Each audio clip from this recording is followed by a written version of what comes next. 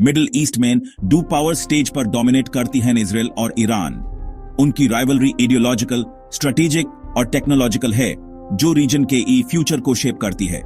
Israel एक छोटा लेकिन एडवांस डेमोक्रेसी, इनोवेशन, इंटेलिजेंस और एक पावरफुल यूएस अलायंस पर डिपेंड करता है अपनी एज मेंटेन करने के लिए। ईरान एक बहुत बड़ा नेशन जिसकी हिस्ट्री बहुत पुरानी है, अपने साइज, रिसोर्सेज और रेवोल्यूशनरी आइडियोलॉजी का यूज करता है प्रॉक्सीज और मिसाइल्स के थ्रू पावर दिखाने के लिए। ये एक कोल्ड वॉर है जो शैडोज में लड़ी जाती है, साइबर अटैक्स, कोवर्ट ऑप्स और प्रॉक्सी वॉर्स, जहां हर साइड दूसरे को एक एग्जिस्टेंशियल थ्रेट मानती है। उनकी स्ट्रगल का आउटकम मिडिल ईस्ट को रीशेप कर सकता है और ग्लोबल सिक्योरिटी पर इंपैक्ट डाल सकता है। इजराइल करीब 10 मिलियन लोगों के साथ एक कॉम्पैक्ट टेरिटरी में $525 बिलियन की हाईटेक इकोनॉमी और एक मिलिट्री जो सोसाइटी में बहुत डीप तक घुसी हुई है को बोस्ट करता है।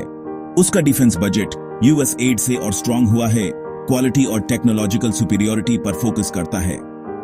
ईरान इसके कॉन्ट्रास्ट में एक जायंट है, 90 मिलियन लोग, बहुत बड़ी जमीन और एक $413 बिलियन की इकोनॉमी जो सैंक्शन से परेशान है। उसका डुअल मिलिट्री सिस्टम पावर को रेगुलर आर्मी और रेवोल्यूशनरी गार्ड के बीच डिस्ट्रीब्यूट करता है, जो प्रॉक्सीज और मिसाइल्स को कंट्रोल करती है।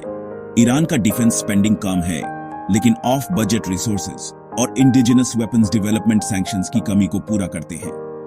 इजराइल कटिंग एज सिस्टम्स में इन्वेस्ट करता है। ईरान मैस डिटरेंस और एसिमेट्रिक टैक्टिक्स पर डिपेंड करता है।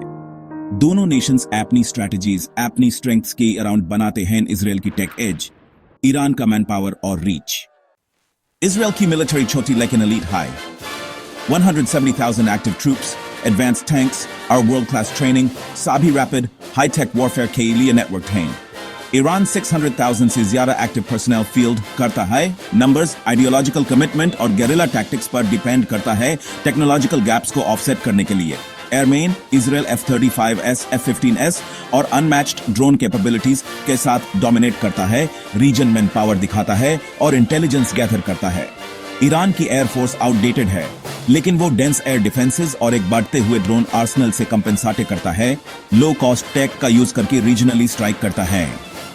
कॉन्टेस्ट क्लियर है इजराइल की क्वालिटी और इनोवेशन वर्सेस ईरान का मैस और रेजिलियंस।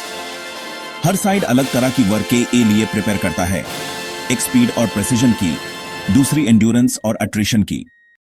असली लड़ाई शैडोज में लड़ी जाती है, missiles, nuclear ambiguity, cyber attacks और प्रॉक्सी वॉर्स।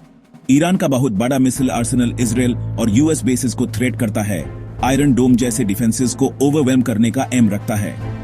इजराइल की अनडिक्लेयर्ड न्यूक्लियर कैपेबिलिटी और legendary intelligence agencies existential threats को डिटर करती हैं और एनिमी टेरिटोरी में डीप तक स्ट्राइक करती हैं। दोनों साइड्स डेली साइबर और इंटेलिजेंस बैटल्स लाते हैं, इंफ्रास्ट्रक्चर को टारगेट करते हैं और प्लान्स को डिसरप्ट करते हैं। अलायंसेस मैटर करते हैं, इजराइल यूएस और क्वाइट अरब पार्टनर्स पर डिपेंड करता है। ईरान अपना एक्सिस ऑफ रेजिस्टेंस बनाता है, हिजबुल्लाह, हमास और दूसरों को आर्म करता है। कॉन्फ्लिक्ट बहुत बड़ा है, मल्टी फ्रंट है और अनप्रेडिक्टेबल है। हर साइड अपनी यूनिक स्ट्रेंथ्स का फायदा उठा रहा है। एंड मेन सवाल यही रहता है, कौन जीतेगा? इजराइल की हाईटेक एजिलिटी या ईरान की पेशेंट बहुत बड़ी रीच? आंसर इस वर पर डिपेंड करता है जो अभी आनी बाकी है।